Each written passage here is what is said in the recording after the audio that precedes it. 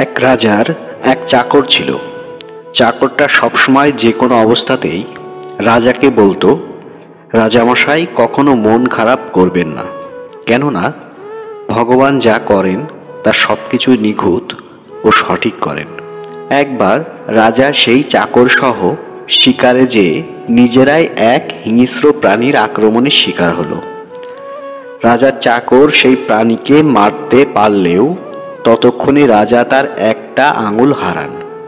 রাগের যন্ত্রণায় ক্ষোভে রাজা ক্ষিপ্ত হয়ে চাকরের উদ্দেশ্য করে বলেন, ভগবান যদি ভালোই হবে তাহলে আজকে শিকারে এসে আমার আঙুল হারাতে হতো না।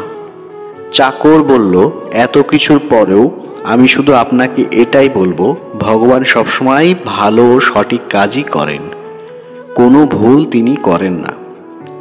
চাকরের এই কথায় আরো বিরক্ত হয়ে রাজা তাকে জেলে পাঠানোর হুকুম দিলেন।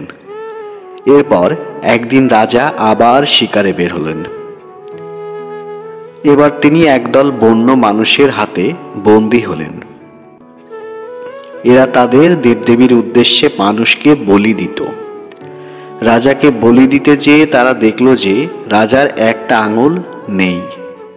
তারা এমন বিকলাঙ্গ কাউকে তাদের দেবতার উদ্দেশ্যে উৎসর্গ করতে রাজি হলো না।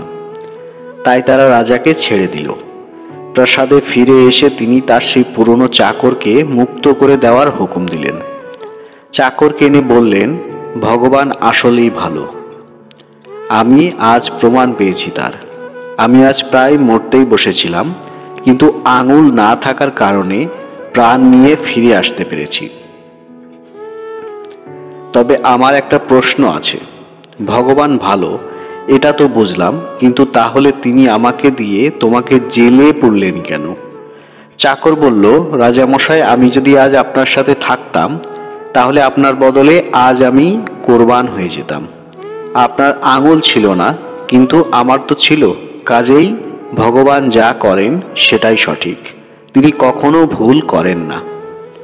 তো বন্ধুরা, গল্পের শিক্ষা, সবকিছুর ইতিবাচক নেতিবাচক দুই দিকই থাকে। কখনো নিরাশ হবেন না। যদি কোনো কিছুতে সফলতা না পান তবে ইতিবাচক চিন্তা করুন। সফল না হওয়ার কারণে কি ক্ষতি হয়েছে তা নিয়ে না ভেবে কি লাভ হয়েছে তা দেখুন।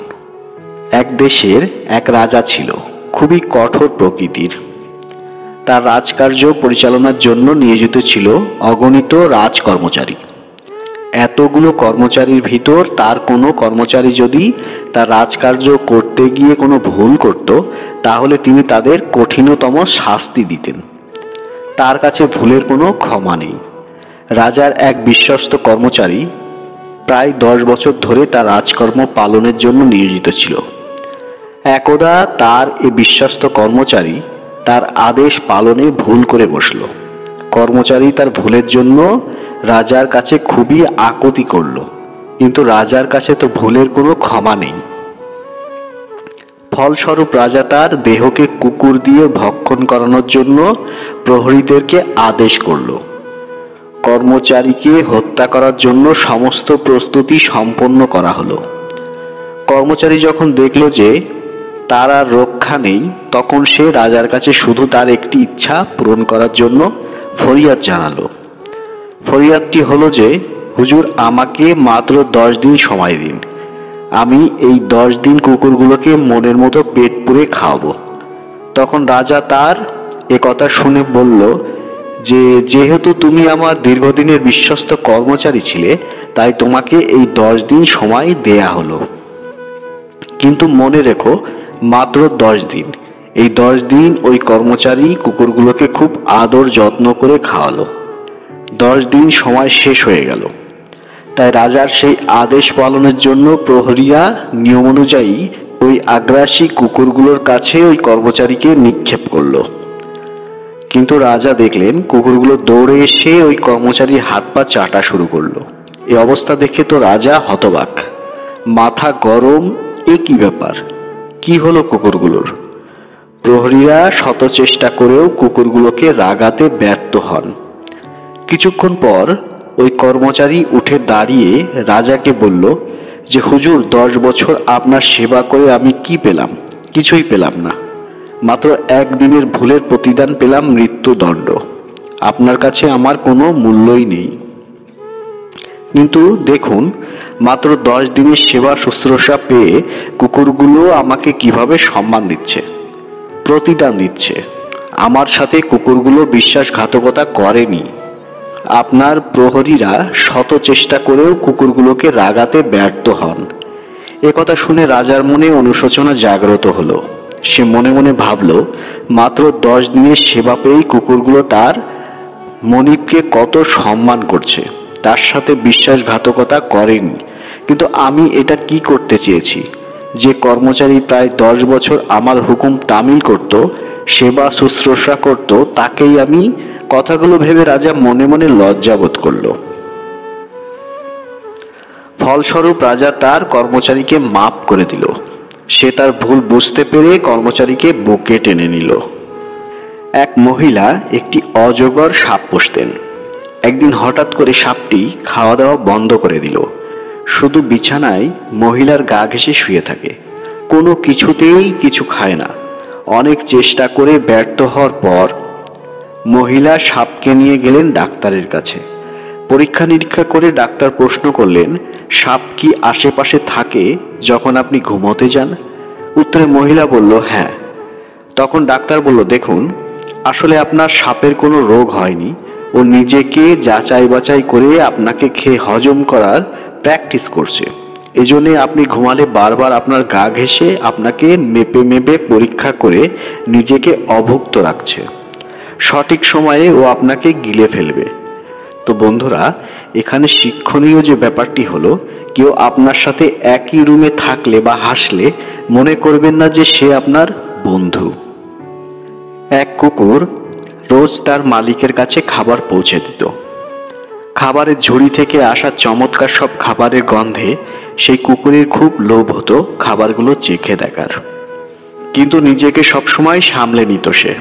বিশ্বস্ততার সাথে নিয়মিত সে তার কাজ করে যেত। কিন্তু একদিন পাড়ার সব কুকুরেরা একসাথে তার পিছু নিল।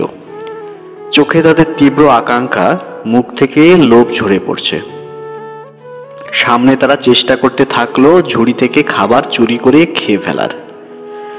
বিশ্বাসী কুকুরটি অনেকক্ষণ তাদের থেকে পালিয়ে পালিয়ে থাকার চেষ্টা করেছিল, কিন্তু ধাওয়া করে আসা কুকুরগুলো একসময় এমনভাবে তাকে ঘিরে ধরল যে সে দাঁড়িয়ে পড়ল। কুকুরগুলোর সাথে তর্ক করে সে তাদের বোঝাতে চাইল যে তারা কাজটা ঠিক করছে না। চোর কুকুরগুলো ঠিক এটাই চাইছিল। তারা এমনভাবে তাকে বিদ্রূপ করতে রইল যে একসময় সে রাজি হয়ে গেল। ঠিক আছে, তাই হোক, বলল সে, তবে ভাগাভাগিটা কিন্তু আমি নিজে ঠিক করব। এই বলে মাংসের সবচেয়ে ভালো টুকরোটা সে নিজের জন্য তুলে নিল, আর বাকিটা ওই কুকুরগুলোকে দিয়ে দিল। তো বন্ধুরা, শিক্ষণীয় বিষয় এখানে এটাই, সম্পদের অংশীদার না করে চিরকাল কাউকে দিয়ে সেই সম্পদের ভার বওয়ানো যায় না। একদিন না একদিন সেই বঞ্চিত লোক ওই ভার লুট করে নেবেই। একটা গরিব বাচ্চা তার বিধবা মাকে জিজ্ঞাসা করলো, আচ্ছা মা, পুজোতে সবাই নতুন নতুন কাপড় বানায়, ভালো ভালো খাবার খায়, কিন্তু আমরা নতুন কাপড়ও বানাই না, ভালো খাবারও খাই না, কিন্তু কেন? ছেলের এরকম প্রশ্ন শুনে মায়ের চোখে জল এসে গেল। মা ভাবতে পারছে না যে তার এই অবুঝ শিশুটাকে কিভাবে বোঝাবে। শিশুটা পুনরায় জিজ্ঞাসা করলো, বলো না মা। মা তখন শিশুটাকে বুঝিয়ে বলল, যারা পুজোতে নতুন জামা কাপড় বানায়, ভালো খাবার খায়, তারা তো একদিন কষ্ট করে না খেয়ে উপোস রাখে, তাই ভগবান তাদের পুরস্কার দেয়। আর আমরা তো সারা বছর না খেয়ে কষ্ট করি, তাই আমাদের উপোস শেষ হয় না। যখন আমরা মরে যাব তখন ভগবান আমাদের স্বর্গে পুরস্কার দিবেন, নতুন নতুন কাপড়ও পরিয়ে দেবেন, ভালো ভালো খাবারও দেবেন।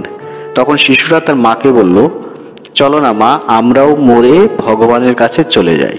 আমারও অনেক ইচ্ছা করে পুজো পালন করতে, ভালো খাবার খেতে, নতুন নতুন কাপড় পরতে।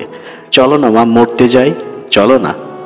নির্বাক মা তখন চোখে অশ্রুসিক্ত নিয়ে তার কাপড়ের আঁচল দিয়ে চোখ মুছতে মুছতে তার অবশ শিশুর দিকে তাকিয়ে রইলেন। কারণ তার কাছে যে আর কোনো উত্তর নেই। এসব শিশুদের জন্য বড্ড মায়া হয়, কিন্তু কিছুই করতে পারি না এদের জন্য। আপনি যদি পারেন অন্তত একটি শিশুর জন্য কিছু করবেন। তো বন্ধুরা, আজকের এই ছোট ছোট গল্পগুলো যদি আপনাদের একটুও ভালো লাগে বা এখান থেকে শিক্ষণীয় কিছু যদি আপনারা একটুও পেয়ে থাকেন, তো অবশ্যই ভিডিওটাকে একটা লাইক করে দিবেন, বন্ধুদের সঙ্গে শেয়ার করে দিন। আর এরকম ভিডিও পেতে হলে অবশ্যই চ্যানেলটিকে সাবস্ক্রাইব করে বেল বাটন প্রেস করে রাখুন, যাতে করে আমার লেটেস্ট ভিডিওগুলো সবার আগে আপনার মোবাইল স্ক্রিনে দেখতে পান। তো বন্ধুরা, আজ এ পর্যন্তই। ভালো থাকবেন, সুস্থ থাকবেন। ধন্যবাদ সবাইকে।